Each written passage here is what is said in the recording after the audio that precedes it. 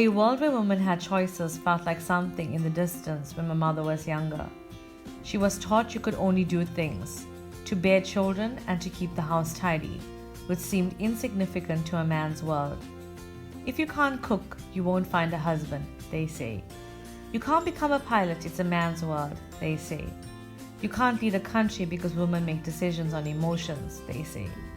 When you marry your husband, you will follow his rules, his religion, and take his name, they say. A superior complex is gospel in a man's world, even embedded in today's society. But I've watched my mother defy stereotypes and hardships when she raised us. The rise of her was not the fault of my father.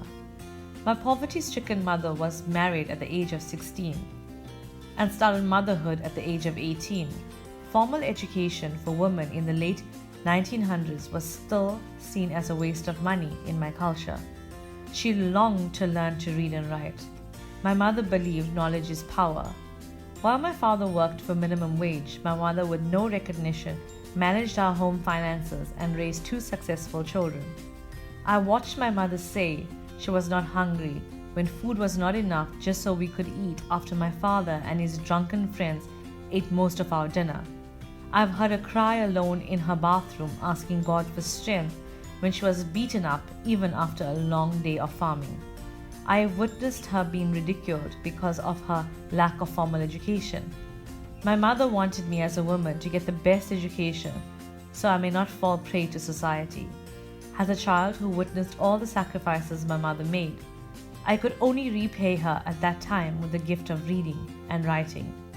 Today, despite my mother's hardships, I am proud to say she's a businesswoman in her own right, the secretary to her temple society. She drives her own car, and she has raised a powerful woman without the fall of my father. Society has spent many years oppressing women, not only in the South Pacific but across the globe. We are told what to do and how to feel, even by our very own. Mothers raise their sons to believe they own their wives, and fathers raise their daughters to believe their husbands are their superior. But I've also known many women like my mother who run their homes like small businesses and raise amazing children. As a mother of a young boy, I plan to raise my son to be a man who respects women, never to raise his hand to a woman, to know a woman's worth, to respect equality, and never afraid to express his emotions.